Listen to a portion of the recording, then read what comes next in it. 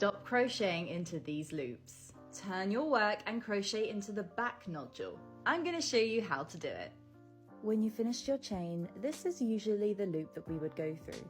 But if you turn your work to the back, you can see there's this back bump or back nodule all the way along. So turn your work to the back and let's put our hook through that first nodule.